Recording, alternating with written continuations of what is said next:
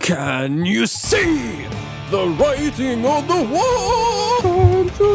Number of the Beast, Iron Maiden's third studio album. Of course, we had to do some Maiden because of the big news. Senjutsu, September 3rd. 17th studio album.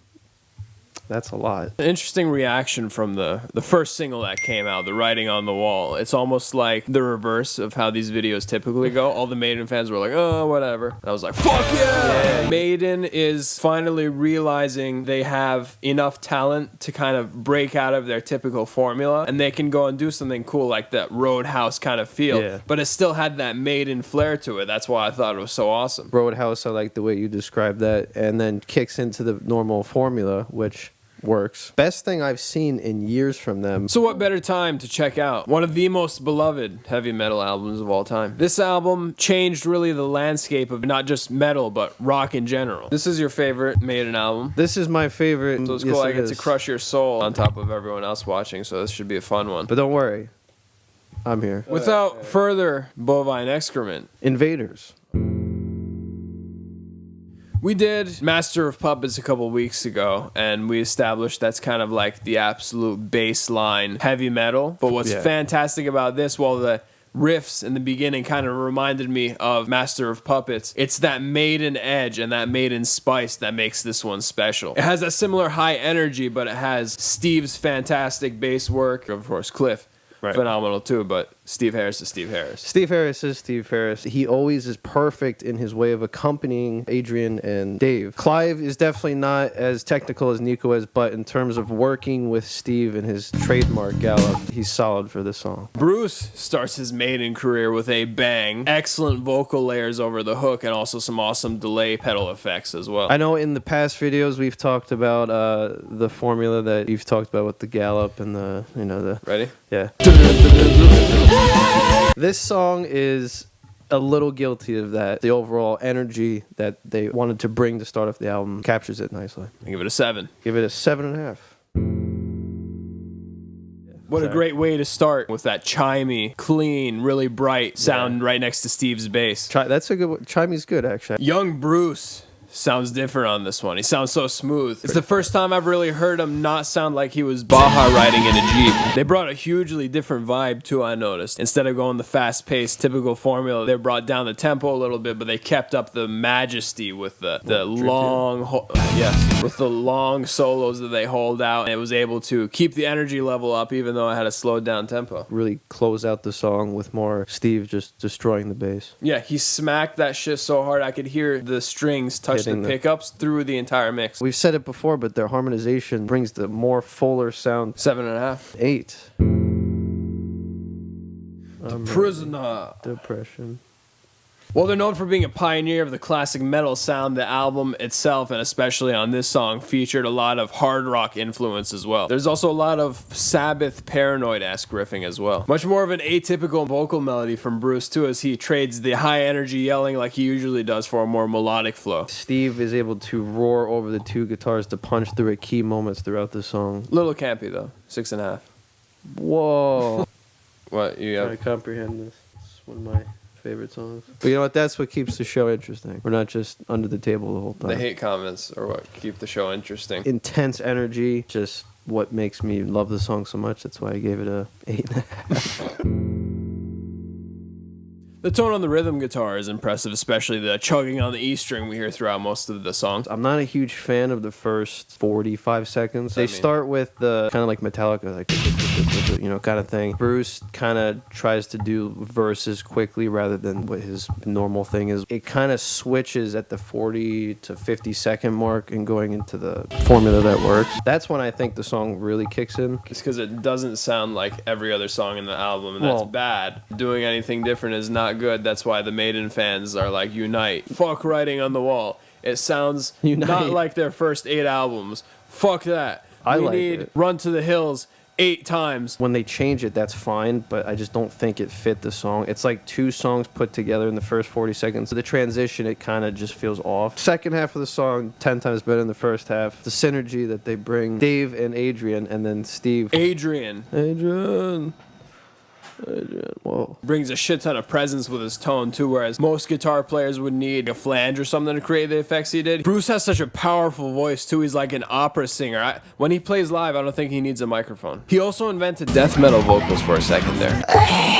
Instrumentally, he keeps the basic Maiden formula. You can't say it doesn't work sometimes. It does work. Because it's the formula that works. But it allows Bruce to tell the story better on a nice flat canvas. At the end of the guitar solo, Steve just throws in like 4 little licks. And then the song ends, and then I'm sad. 7.5. 7. Yes.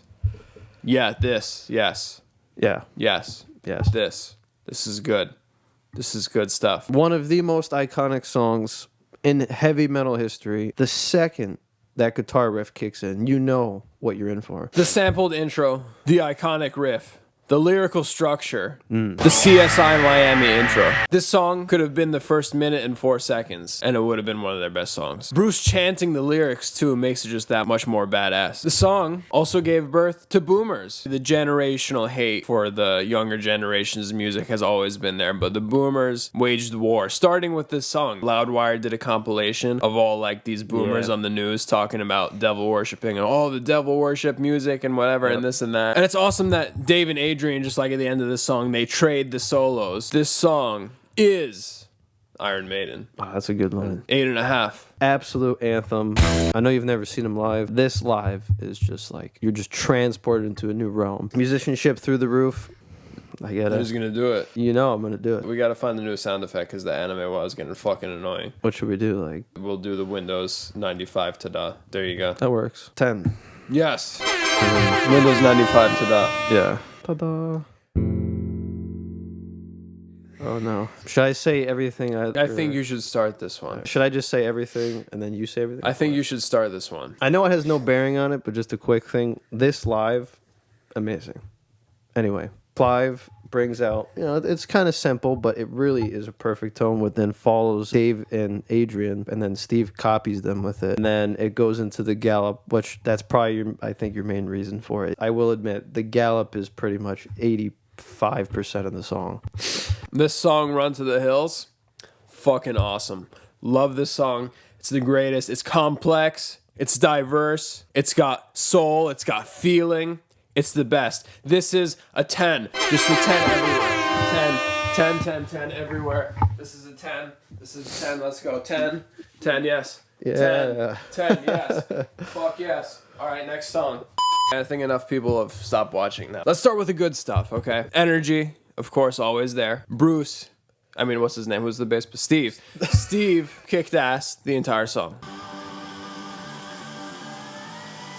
That was pretty cool. Now for the rest of this shit. The high-pitched squealing in the beginning is just utterly obnoxious. Which part, when the first note hits?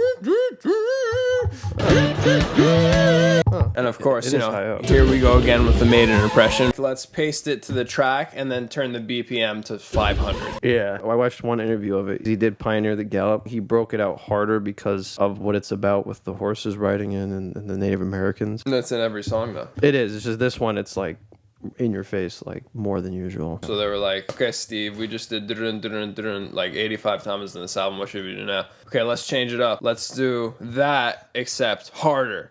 Yeah. And by doing that, there's like no melody whatsoever, so it leaves Bruce to carry the entire melody by himself, which he does with the massive harmonies, which I did like. Although he flexes the talent to do it, he just goes ape shit with the tremolo. It sounds like Bruce Dickinson doing a bad Bruce Dickinson impression. A big reasoning for my distaste for this song is because of its popularity, to be fair. That's why I didn't give it as harsh of a rating as you may be expecting. This is their #1 song on Apple Music, and it is nowhere near the top 30 of any of their songs that they have to offer. I think it's a good one, but I agree. I wouldn't put it in their top 3. Okay, thank you. Or top 5. Top 30. That I would put it. What do we know Maiden for besides the galloping? High energy. Their kick-ass guitar duo, nicko mcbrain, just nicko mcbrain, period. Bruce flexing the dynamics, tone, the inflections. None of that is here. I give this one a 5. I do like the points you made in terms of what they diversify, and it's definitely a solid, just like formula song. Hearing it live 6 times. Oh, live, I'm sure it's awesome. But in terms of, an individual song, it's definitely not one that I would pick over others. But I still think it is a banger. I give it a 7.5. After all that shit, we were only 2.5 points off. I guess so, yeah. On the 7th track, we have Maiden's cover of Hot for Teacher. Yep. Clive actually wrote most of the songs, that's why. Did you like the intro? I did. Yeah. Oh, okay. I like Van Halen. Steve's bass chords, which are kind of so cool to see him bring out. After taking Run to the Hills completely off, Dave and Adrian are back to kick some ass. Not too much was covered in the song that wasn't covered on any of the other songs, but still a nice contribution to the album. 6. Yeah, I think this one follows the formula pretty strong. That works. Yep. Almost forgot that part. Not one of the biggest standouts, so I give it a 7. I know you like this one. Love the harmonizing soft bass and the guitar harmonies. Perfect for a haunting atmosphere. Ending the album with an epic, rime, and then Alexander the Great, Chitamaland. And this song I've been listening to since I was like 5. It builds on itself too after the post-intro section. It does. And I actually noticed a lot of the same vibes from Rime of the Asian Mariner too, maybe kind of like a precursor to that song. Besides Number of the Beast aside, musicianship wise, they broke out more here. Honestly, it's one of my favorite riffs. The main I'm curious what Nicko would have done. Clive's drums are a good fit. He doesn't do what Nicko does in terms of technicality. I love the solo, especially the use with the wah pedal. Fantastic, especially how Bruce follows it up with the yell, but the way he says "Hallowed Be Thy Name" and just holds the note, and then it's either Adrian or Dave, and they do the riff. Excellent finisher. 7.5.